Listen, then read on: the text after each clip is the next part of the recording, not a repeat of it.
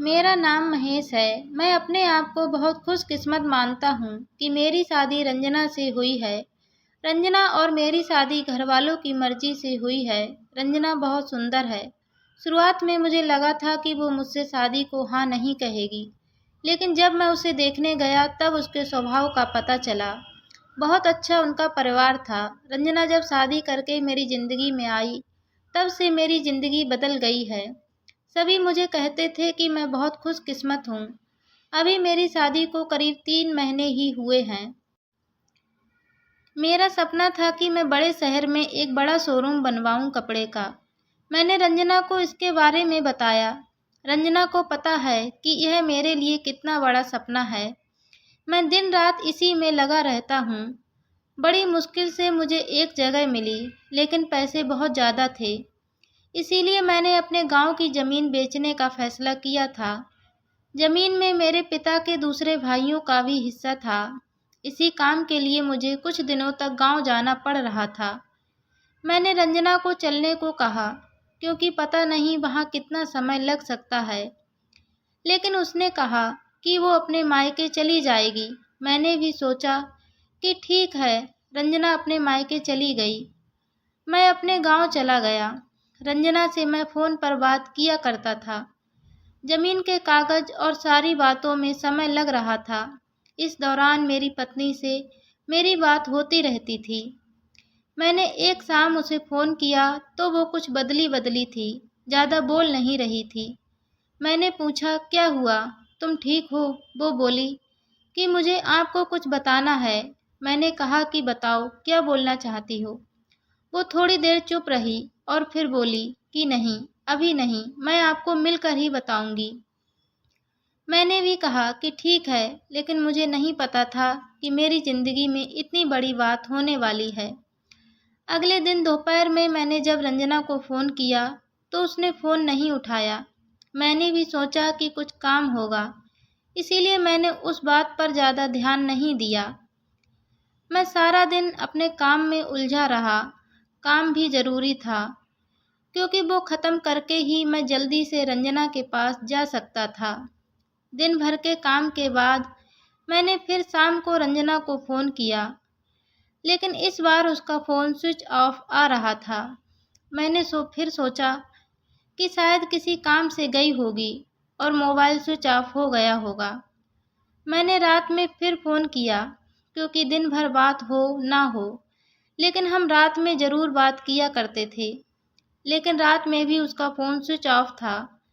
अब मुझे थोड़ी फिक्र हुई, लेकिन फिर मैंने सोचा कि वो उसके माँ के घर ही है। अगर कुछ बात होती तो मुझे फ़ोन आ ही जाता। थोड़ा बहुत विचार करके मैं सो गया। मैंने सोचा कि उसके घर में किसी को फ़ोन करूं, लेकिन रात में उस समय फ़ोन करना मैंने उचित नहीं समझा, इसीलिए मैं सो गया। सुबह उठते ही मुझे यही ख्याल आ रहा था कि मैं रंजना से बात करूं। सुबह भी मैंने फ़ोन किया, लेकिन अभी भी वही बात, उसका फ़ोन स्विच ऑफ ही था। अब मैंने उसकी मम्मी को फ़ोन किया, लेकिन उन्होंने भी मेरा फ़ोन नहीं उठाया।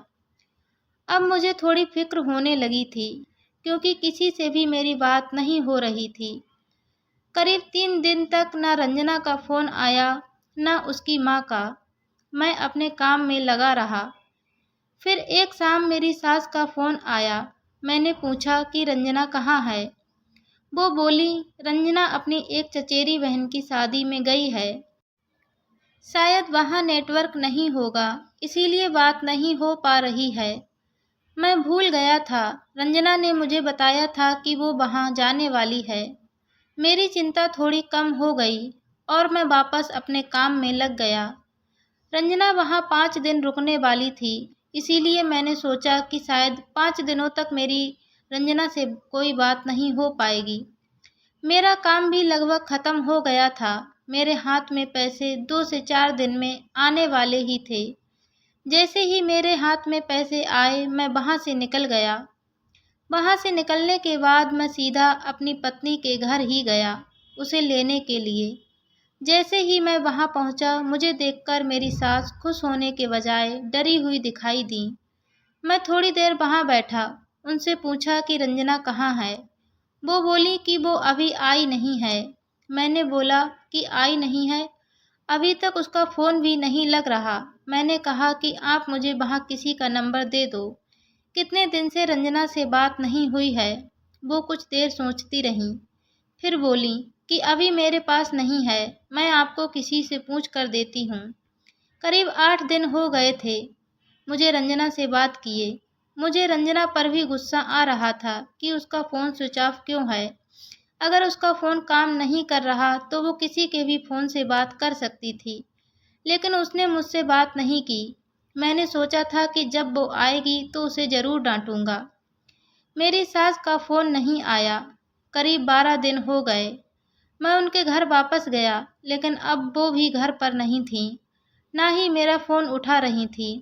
अब मेरे मन में बहुत सारे विचार आने लगे कि आखिर बात क्या है जो रंजना और उसके घरवाले मुझसे इस तरह का बर्ताव कर रहे हैं।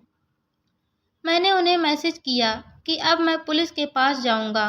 मेरी इस धमकी से शायद वो डर गईं और उनका फ़ोन आया।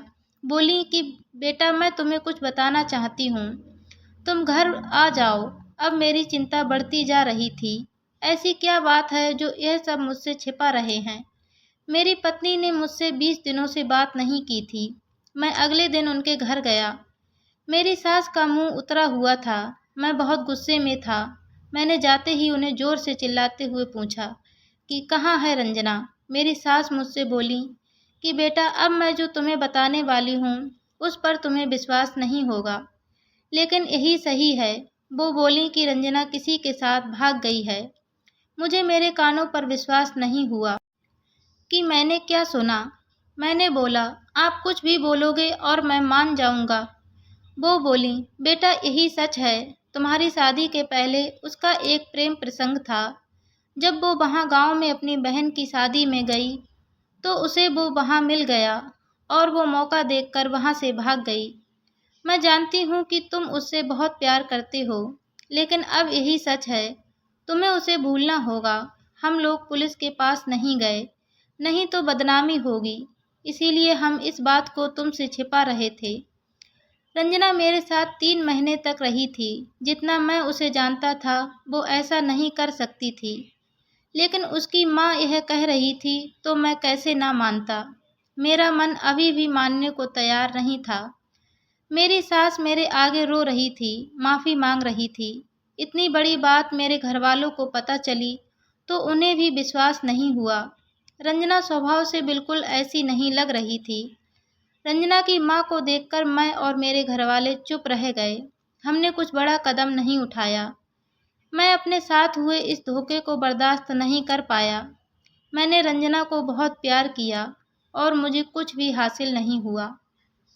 रंजना नाम से मुझे नफरत हो गई। मेरी जिंदगी पर इसका बहुत असर हुआ।